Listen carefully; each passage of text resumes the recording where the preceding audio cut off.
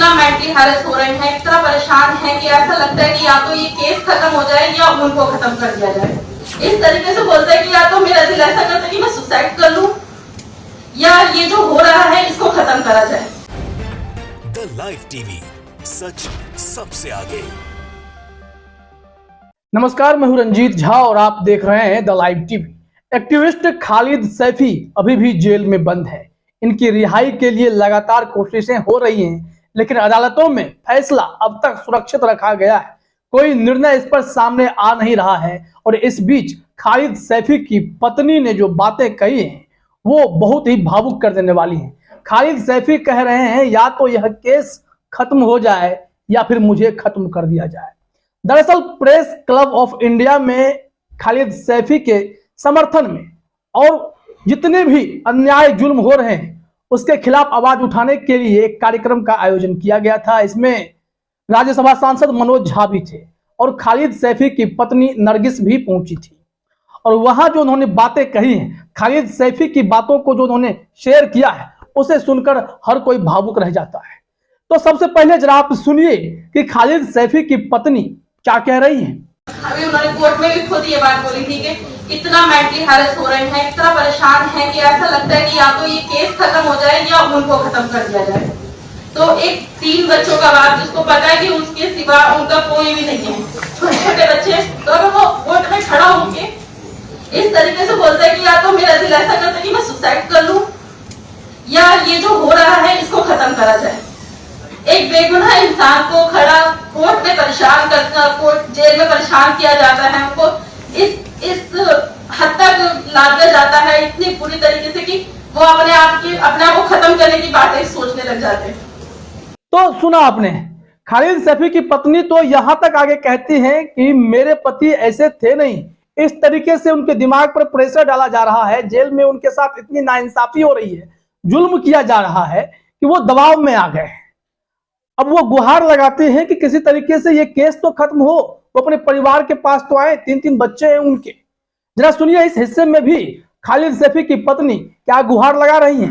हम लोग यही सोचते रहते हैं कि खालिद बस अब बच्चों के लिए आ जाए बाहर, या केस तो लगा दिया है चलता रहेगा, पता नहीं कब तक चलेगा, पर बेल तो मिल जानी चाहिए कम से कम, अपने पास, अपने बच्चों के पास, अपने घर में आ जाए।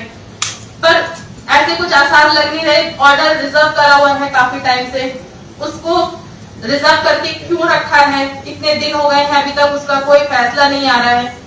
तो बस हम लोग इसी उम्मीद से हर रोज उठते हैं कि काश आज वो दिन होगा जिस दिन खालिद का बेल ऑर्डर आएगा और उनको बेल मिलेगी। तो सुना आपने, खालिद सैफी अरसों से जेल में बंद हैं। 2020 में जब दिल्ली में दंगे हुए उस आरोप में इन्हें गिरफ्तार किया गया था, लेकिन उस वक्त फिर कड़कड़डुमा कोर्ट से इन्हें राहत भी मिली थी, लेकिन बाद में पता चला कि इन पर यूएपीए भी लगा दिया गया।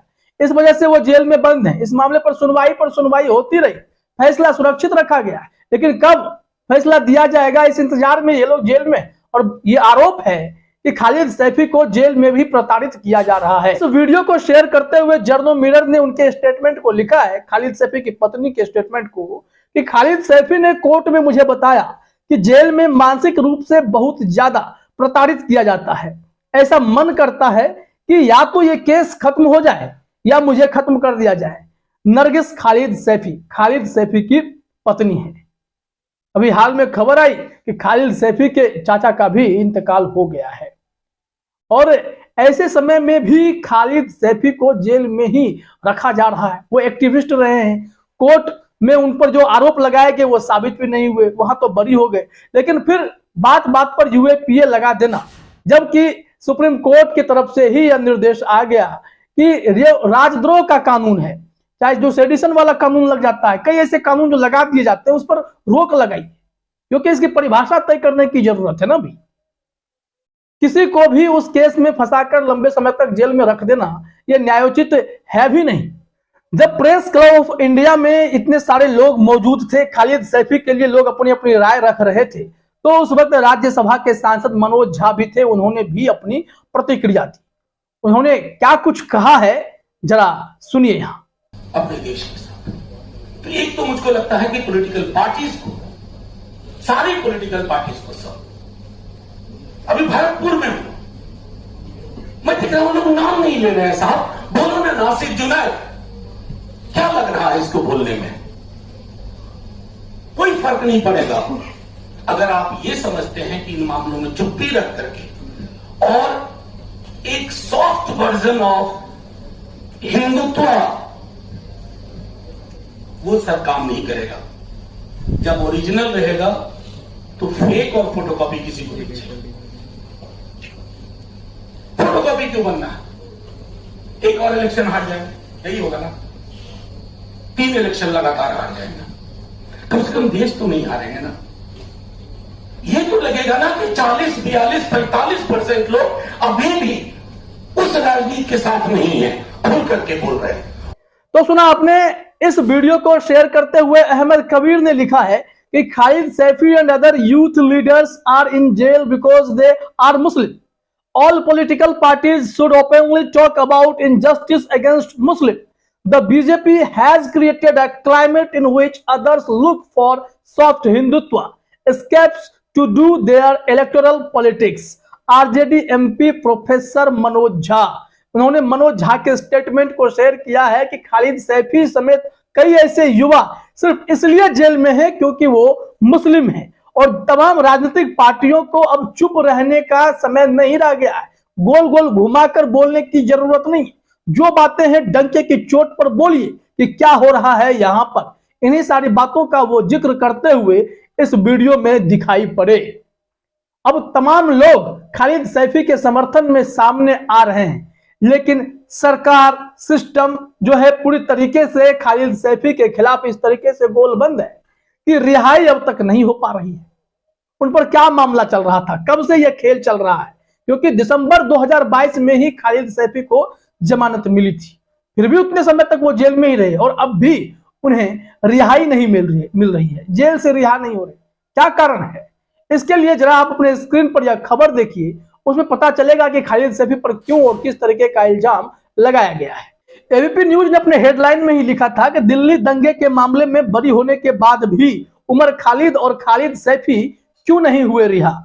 जानिए, अब जानिए जरा कि क्यों नहीं रिहा हुए। इसमें बताया गया है कि खालिद सैफी कई अन्य मामलों में आरोपी हैं। उन पर दंगे के पीछे की बड़ी साजिश करने के आरोप को लेकर गैर कानूनी गतिविधि रोकथाम अधिनियम यूएपीए लगा दिया गया। इसी को लेकर दोनों जेल में बंद हैं क्योंकि अब यह मामला कोर्ट में लंबित है। इसी कारण उमर और सैफी दोनों जेल से रिहा नहीं हो पाए हैं। अब देखिए इन पे कौन कौन से चार्ज लगा दिए गए कि उमर खालिद और खालिद सैफी के ऊपर कि इनके खिलाफ दिल्ली के करावल नगर पुलिस स्टेशन में दंगा फैलाने, आपराधिक साजिश रचने समेत भारतीय दंड संहिता के कई प्रावधानों, शस्त्र कानून और सरकारी संपत्ति नुकसान रोकथाम अधिनियम की धाराओं के तहत केस दर्ज किया गया था। दिल्ली में हुए दंगों में 50 से अधिक लोगों की जान और 700 से अधिक लोग घायल हो गए थे। साथ ही कई लोगों की दुकानें भी जला दी गई थी। हालांकि इस मामले में जो आरोप इन पर लगा कि पत्थरबाजी किए थे, पत्थर फेंके थे, इन सब मामलों में तो कोर्ट ने इन्हें रिहाई दे दी, जमानत हो गई, लेकिन इन पे यूएपीए लगाकर इनको बांध लिया गया है। और इस मामले पर भी जानकारी यह मिली है कि सुनवाई पूरी हो चुकी है, फैसले की घड़ी का इंतजार किया जा रहा है और वो घड़ी इतनी लंबी है कि आ ही नहीं रही है। ऐसे में खालिद सैफी की पत्नी ने जो भावनात्मक बातें कही हैं उससे कई लोग इत्तेफाक रखते हैं। खालिद सैफी एक एक्टिविस्ट हैं और उन पर जो आरोप लगा है उसके खिलाफ लोग आवाज उठा रहे हैं। देखना तो यह होगा कि यह सरकार और प्रशासन कब तक अपने हिसाब से चीजों को ऑपरेट करेगा और खालिद सैफी जैसे लोग जेल में ही बंद रहेंगे। क्या उन्हें रिहाई मिल पाएगी कि नहीं, इंतजार करना पड़ेगा। फिलहाल इस वीडियो में इतना ही। आप सभी का हमसे जुड़ने के लिए बहुत बहुत धन्यवाद। द लाइव टीवी, सच सबसे आगे।